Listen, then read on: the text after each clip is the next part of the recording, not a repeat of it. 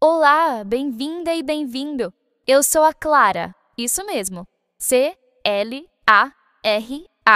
Creative Language AI for Reflective Augmentation. E eu sou o Joca AI, o clone de voz gerado por inteligência artificial do Joca Torres.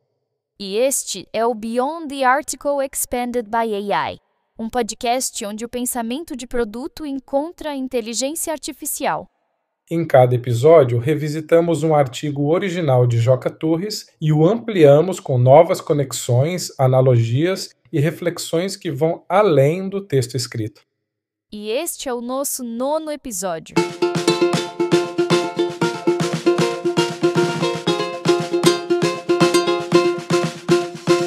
Hoje vamos conversar sobre o artigo intitulado Como estruturar times de desenvolvimento de produto mais eficazes. Joca, quando penso em estruturas de times, me vem à mente uma orquestra.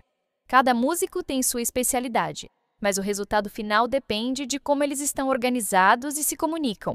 Você começa o artigo falando sobre times mínimos de produto.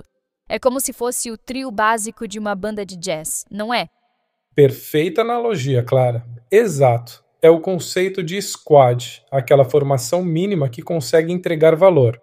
Um product manager que define o que e o porquê, um designer que cuida da experiência e engenheiros que fazem acontecer.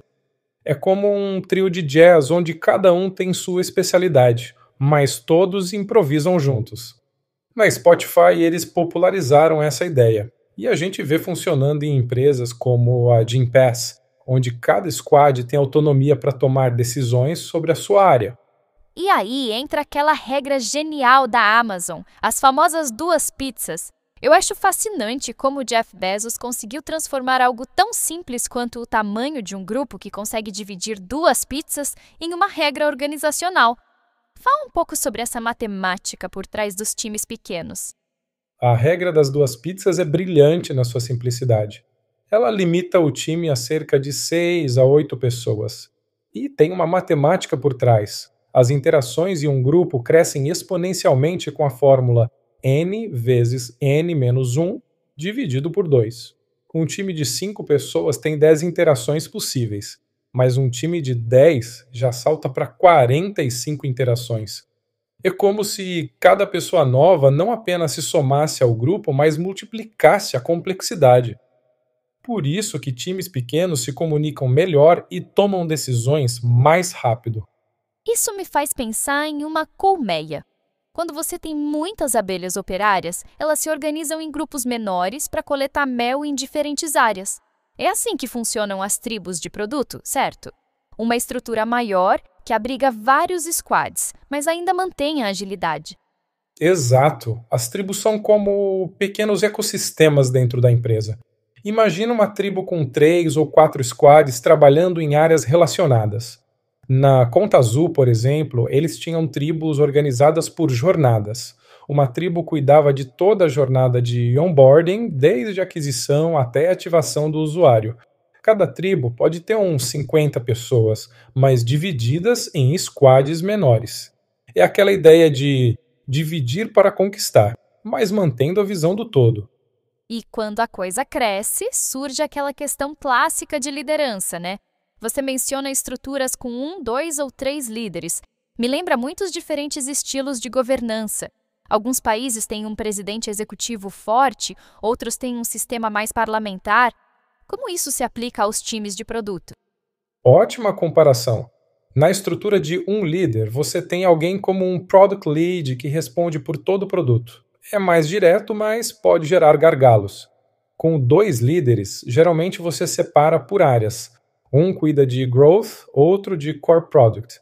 Já com 3, você pode ter divisões como aquisição, ativação e retenção. Na Lopes, eles usaram uma estrutura de 3 líderes organizando por diferentes tipos de usuário: corretores, incorporadoras e compradores.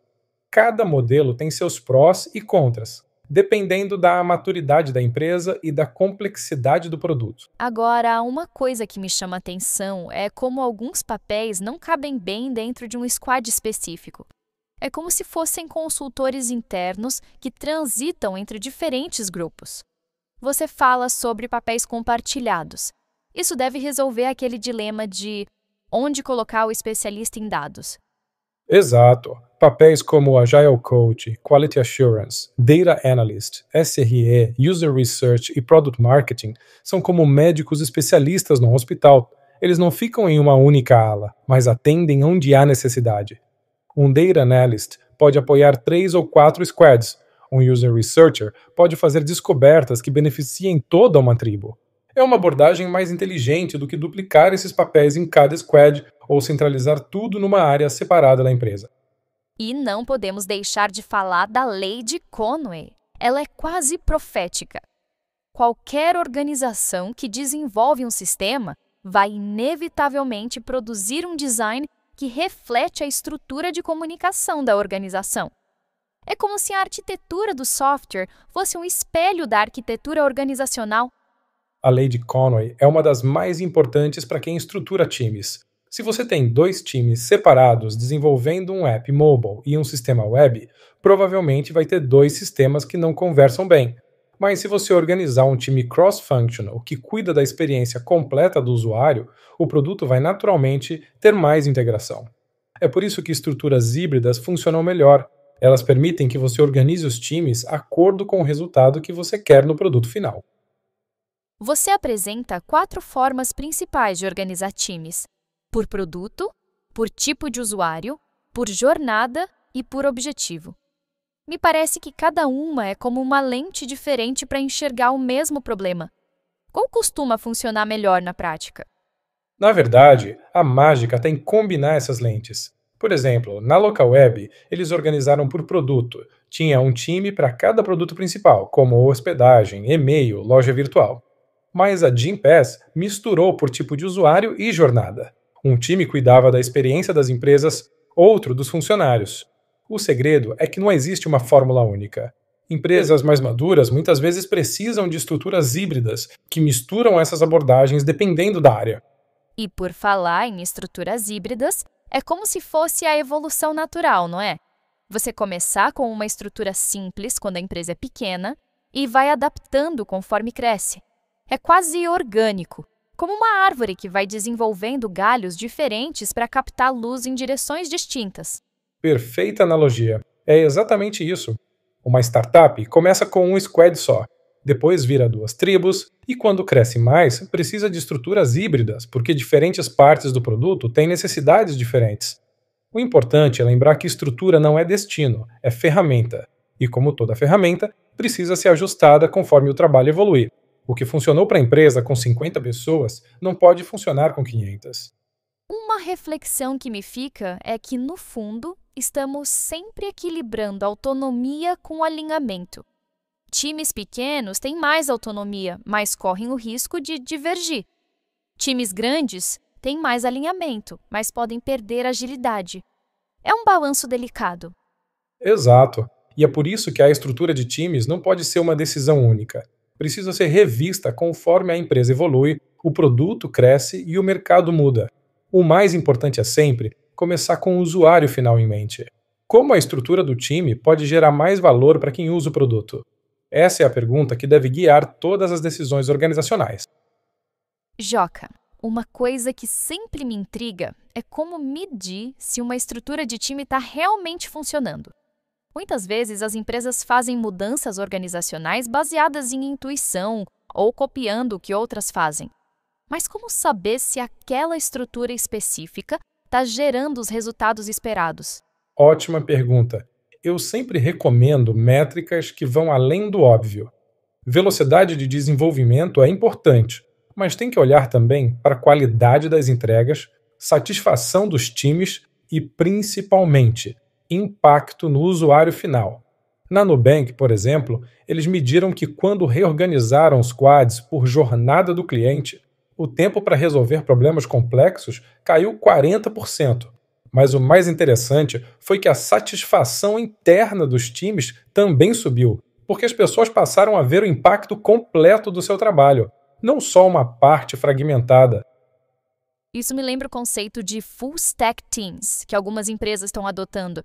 É como se cada squad fosse uma mini empresa completa, capaz de entregar valor do começo ao fim sem depender de outros times.